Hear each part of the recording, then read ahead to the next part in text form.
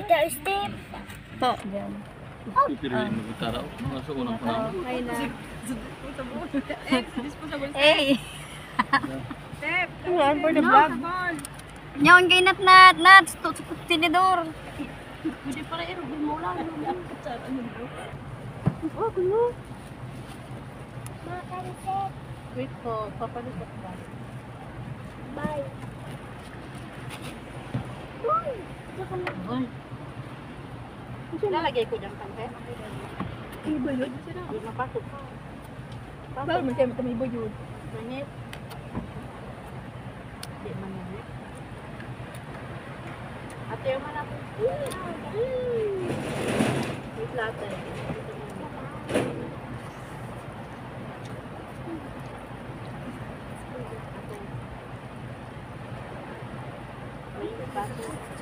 Ano na yan? Pitupan mo.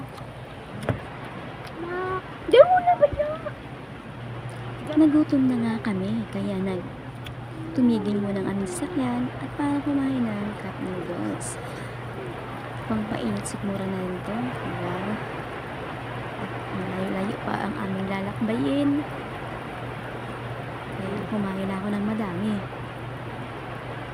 Napakasarap ang cup noodles kapag maulan.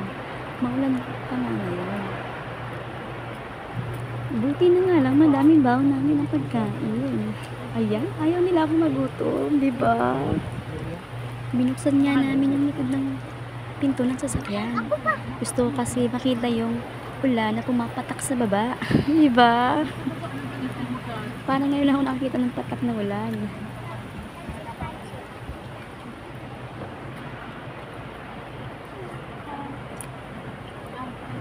Init pa kasi ng cup noodles. Buti na nga lang, nagbaon kami ng thermos.